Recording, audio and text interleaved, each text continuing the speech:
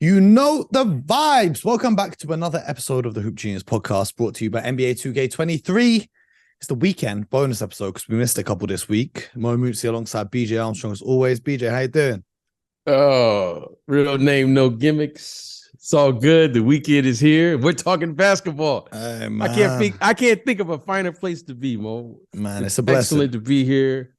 So let's get after it. What we got? Oh, man. Well, right now we're in the middle of watching some games here on a Friday night, and Anthony Edwards has just gone down quite badly with a bad ankle, and it got me thinking about the Timberwolves. You know, they traded away pretty much all of their future for Rudy Gobert, and it hasn't worked out quite how they had planned. They're currently the 7th seed with a 500 record. If Anthony Edwards is out, that's pretty much their season done because Karl-Anthony Towns is already out with an injury, and the Western Conference playoff race is so tight. It could see them slip out, but it got me thinking.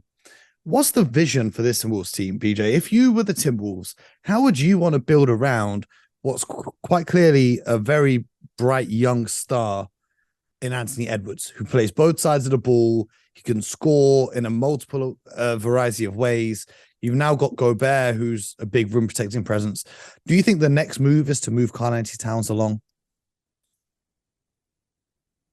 Well, Mo, the thing that I like about this team, and I think I'm going to still hold promise for this group because I happen to be one of the guys or one of the people who like the initial trade of Rudy Gobert.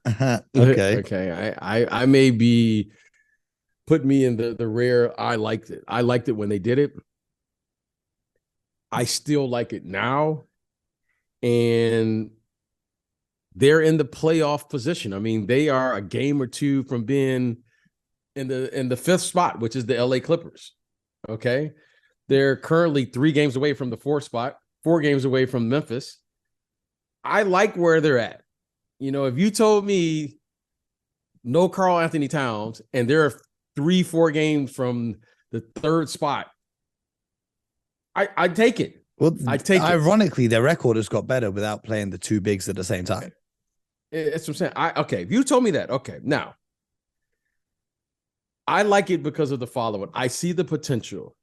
Anthony Edwards, who is clearly the best player on their team, has taken a step. And the step he's taken this year is the consistency in which he's playing with, especially after about 25 or 30 games this year, to me now says he's ready to possibly enter in what I call that superstar. He's got to be an all-star next year for sure. Well, he's an all-star this year. Okay. But I think he's ready to move into that superstar, possibly, right? You know, I'm a little older. I don't pass out superstar. So I think he looked like he's ready now. He looked like he's saying, because he's doing it every night. He's playing. You know, I wouldn't be surprised if he comes back and plays through this injury.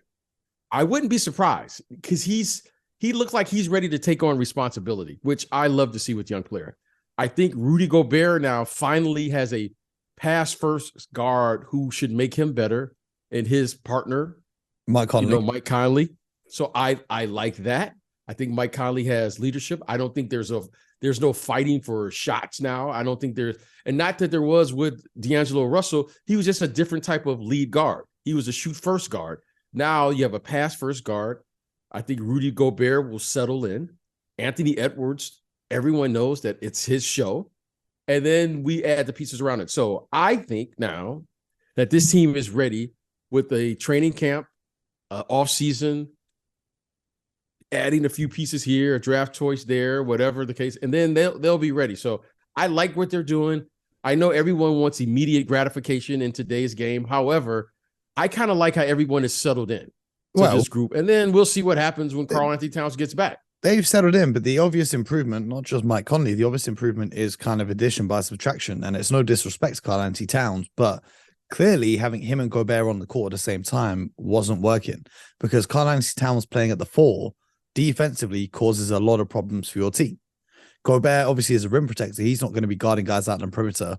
So it's quite easy for teams going up against the Timberwolves if they're playing Gobert and Cat at the same time to just say, okay, cool. Well, Karl-Anthony Towns can't guard out on the perimeter. Let's just go at him. And that's what they did. And the Timberwolves got off to a horrendous start to the season. So do you think it's as simple as having an offseason together and a training camp, or is it something more that Karl-Anthony Towns needs to look to find a new home because the team overall would benefit from having someone at the 4 spot who isn't a major liability on the defensive side of the basketball? And Cat was bad on defense, and now coming off an injury, he's going to be worse than he was before, especially out on the perimeter.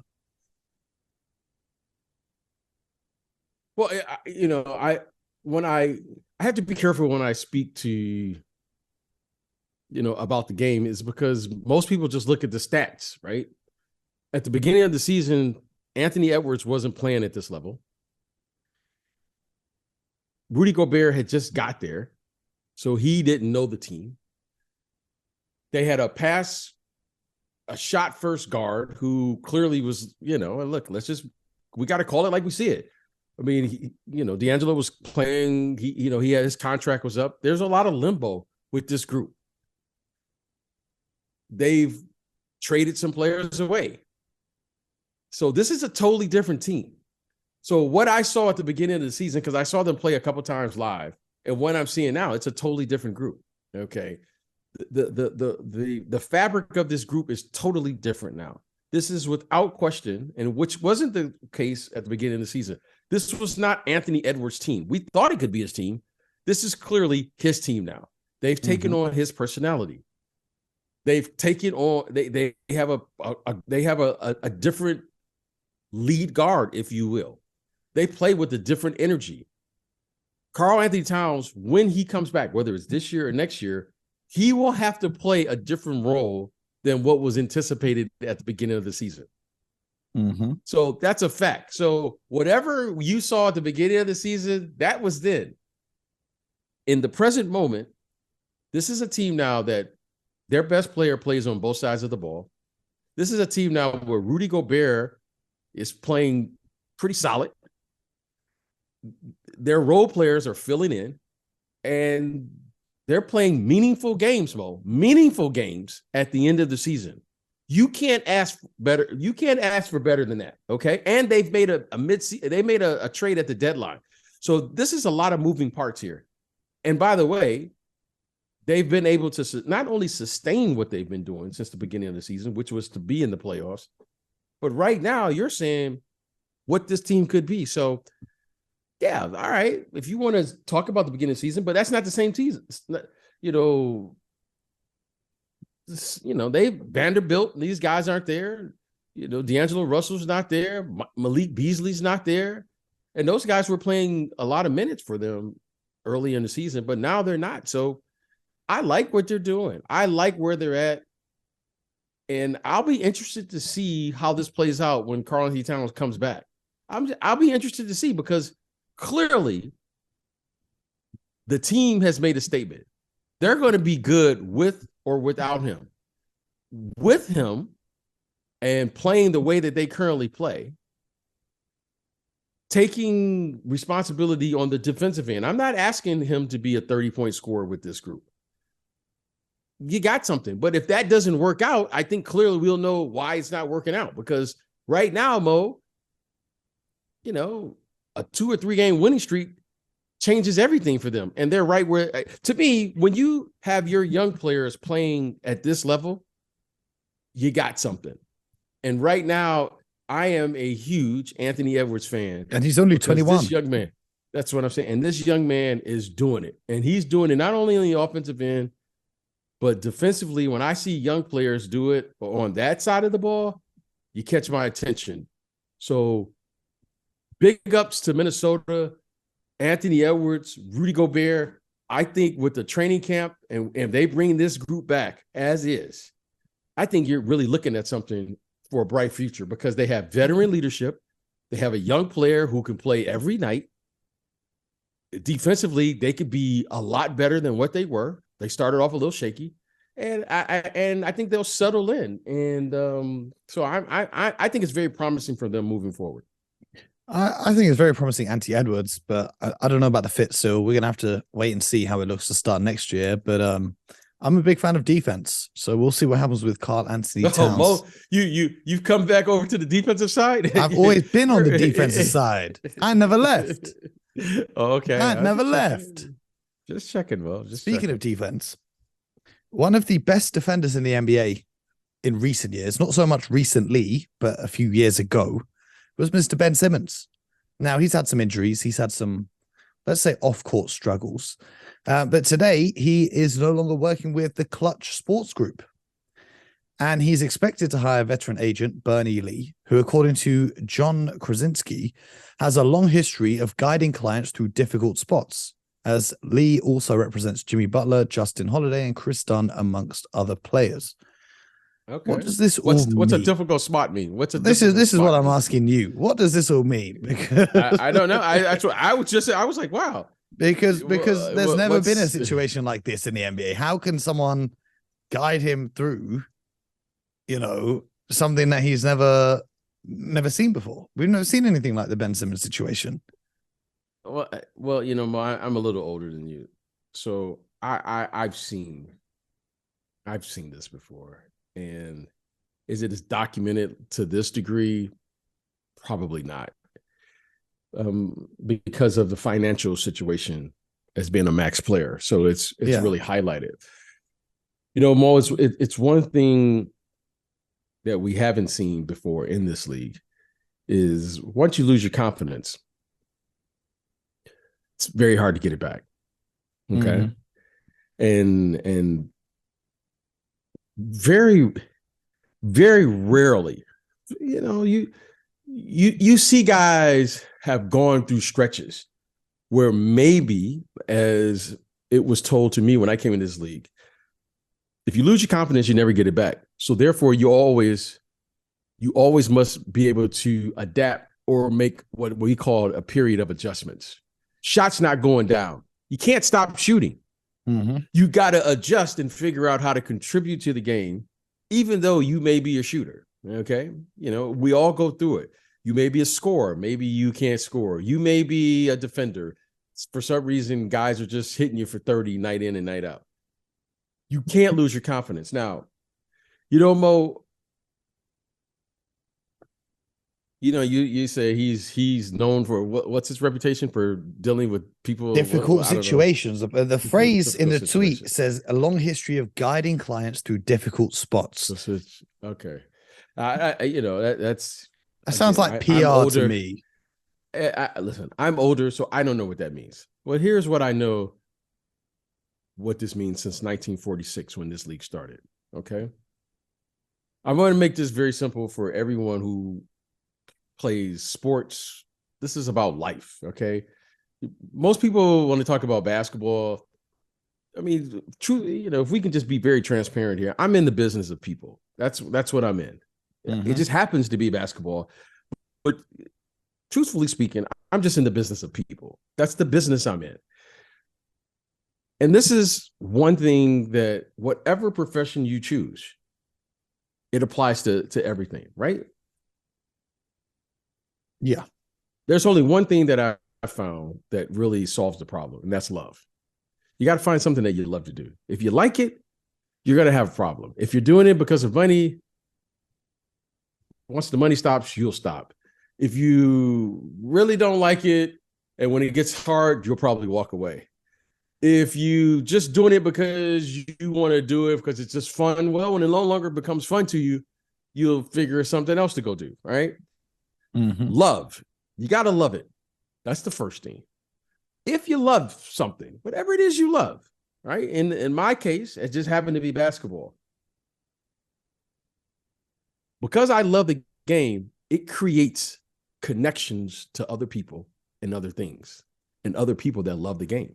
So for instance, I met Mo because of my love for the game. It's connected me with a young man who I didn't know anything about, halfway around the world.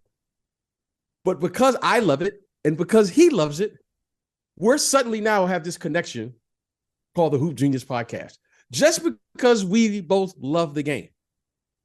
This is basketball. When you love something and you see people playing together as a team, you go, wow, that looks fun. Okay. But you got to love it. If you don't love it, you have no chance. So from this love, Mo, you and I have a connection. Once you have the connection, Mo, you start seeing things clearly. Okay, I got this guy. Okay, you can pass. Mo, you're the host. BJ, you're you're talking about the game. What time, Mo, you and I are going to do the podcast? Even though we're halfway around the world, different time zones, everything, we have clarity that, hey, we got to get this done no matter what. We're going to find a way. We're going to find a way. Okay, Mo. All of this just stems from one thing, love. Once you get to clarity, Mo, and all of those things, Mo, now we got the confidence. We can do this. Mm-hmm. Mo, we can do it. Confidence comes because there's no clarity and there's no connection. So now, Mo, when I watch Ben Simmons, there's never been a player where they've been completely in the zone or hot their entire career. Yeah. Believe it or not, Mo, you and I watched Steph Curry last year miss every three-point shot, Mo. you and I last year in the NBA Finals. That's for a game, not for like 3 years now with Ben Simmons. Okay, but Mo, he did it in the NBA Finals. You okay? You could miss a shot in a big game, and that could be very damaging to some people. He didn't stop shooting. Okay, because Mo, he loves the game. Mm-hmm. Okay, Mo. And then once you see confidence, Mo, and once you feel the confidence, suddenly now, Mo, you get the most important thing that love can offer you. Now you have courage to face your fears. Mm-hmm. Okay, Mo, when you love something, it gives you courage to face your fears. Everyone has doubts. Everyone will have a bad game or two. Maybe you just have an off season. But because, Mo, you love something, you find a way. Yeah. Right now, Mo, my thing with Ben Simmons, I really don't care that he had a bad season. It really doesn't matter to me because, Mo, I've seen that happen before. But what I haven't seen, Mo, is someone at his caliber.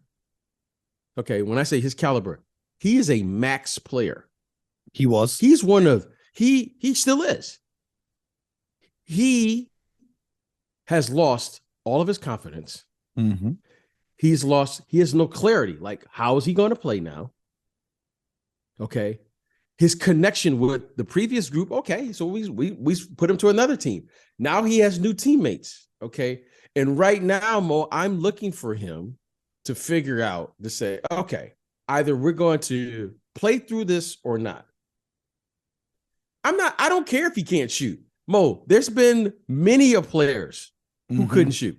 Mm-hmm. Ben Wallace couldn't shoot. Dennis Rodman couldn't shoot. Draymond is a prime example. Draymond, early in his career, we saw Draymond hit like 30 points in Game 7 in the NBA Finals. Mm-hmm. We saw Draymond Green in a Game 7 situation score 30 points. And suddenly now he has, he's not the consistent shooter that he was earlier in his career. But you know what I respect? He still takes them. Oh, he still takes them. Whoa. See, because you know what? You could say whatever you want about players like that who can and can't shoot. When you love something, Mo, you're going to find a way. So my thing for Ben is I hope that he will just find the thing that he loves, whatever that is, and start there. Because all of the other things, you're going to go work on, you're going to get a shooting coach. Doesn't matter. You're going to get a sports psychologist or all of that doesn't matter. What does matter, Mo, is that you find the thing that you love. And when you love, Mo, all of the other things will just happen naturally. And that's, to me, is the bottom line with the situation, because every player, believe it or not, Mo, you can't play well every game. That's a fact. Yeah. So don't worry about it. Just go out there and do the best you can. But when you love it, Mo, you'll figure it out if you love something. Well, that brings me nicely to my next point, because I shared something with you earlier today And it might be one of my favorite quotes I've heard in a long time from an NBA player or for anyone in the world. It was Giannis Antetokounmpo explaining why he's so desperate to win a third MVP and a second championship. The quote is that I'm obsessed. I'm scared to lose what God has gave me and the life that I provided for my kids and my brothers and for my mum, you know? I'm scared, so I effing work as hard as I can because I don't want to lose this shit. And it's not going to stop until I'm out of this league. So I do have the trophy somewhere, but I try not to look at them because I want to win another one. I do want to, but I don't want to go out and say it. I don't want to beg. I want my game to speak for itself. He then also said that he's not as talented as Steph Curry or a Kevin Durant, but he's still going to make sure that he works harder than anyone. Let me find the exact quote. He goes, I'm not as talented as Steph. I'm not as talented as KD. I'm effing desperate. I'm obsessed. So I work effing hard as I can because I don't want to lose this shit. And that quote just really stood out to me because this is a guy who has everything. The max contract, sponsorships from how many companies. He's got a movie about himself. He was a character in Fortnite. He's won 2 MVPs, Defensive Player of the Year. He's won an amazing championship. You know, that championship run of his and that finals 50-point performance was one for the history books. And he's still not satisfied with it. BJ, how common is this mentality? Because obviously everyone in the NBA works very hard. Every player works very hard. But this level of determination, contrasting to what we just spoke about with Ben Simmons, how often is it we find a player that has this kind of mentality? Well, you know, Mo, what makes the game in the NBA different than all the other games, right? The FIBA, the NCAA, high school, is that it's a 48-minute game. And, you know, you've seen a lot of guys, Mo, in the NBA game, they come out in the first quarter, they're hot. Mm-hmm. They come out in the second quarter, good half. They come out in the third quarter, you go, okay. And then the fourth quarter, they're no show. Mm-hmm. Okay. What makes the NBA game such a special game, Mo, is that it's so long. It's a long season. It's 82 games. Yeah. How many times, Mo, have we seen guys have a good month? Yeah, first 20, 30 games, and then and then they go away. Okay. So it's an 82 game. You play a 7-game series. Mo, you win the first game, everyone's fired up. But you got to win 4 out of 7. It's a long time to play. Me of the finals. Don't remind me of those finals. It's a long game. Okay. And then when you start playing night to night, Mo, you realize that's a long time to play. Mm-hmm. Now, the thing that you don't see often in life, Mo, everyone starts. Everyone loves to start something. I'm going to start. I love the new year. Everyone starts a new diet. Everyone's going to start. I'm not calling you. I'm just calling it. It's just human behavior. I'm in the business of people. When you watch people, you watch yourself in particular, you start to learn something. You start something. So, you know, how many people started a podcast? How many people start a new diet? How many people read a thing. I'm going to work out every day. I read a thing and it was like 80% of podcasts don't go past the 3rd episode. And it was like only 1% of podcasts go past like the 50th episode or something. So right. When I read that, I was like, there ain't no way we're ever stopping. But here's the thing, Mo. Here's why we applaud excellence. Excellence means you're going to finish something you start. Mm-hmm. See, Mo, that to me is what makes him different. There's a lot of people who start playing in the NBA. But how many people actually can finish? Mm-hmm. What makes a superstar, Mo? A true superstar is guys who can finish the game. See, Mo, I was a role player. I knew my role in this business. Role players can play for 44 minutes. For 44 minutes, Mo, I could play with anybody. For 44 minutes. Mm-hmm. The last 4 minutes, though, Mo, the Larry Birds, the Magic Johnsons, the Kareems, the Jordans, the Tim Duncans, the Akeem Olajuwons, the Isaiah Thomases, Yeah. Those guys, Mo, could play a game that I couldn't play.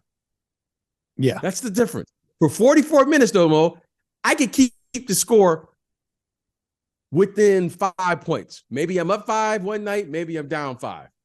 But the last 4 minutes, Mo, is where the superstar separates himself from everyone else.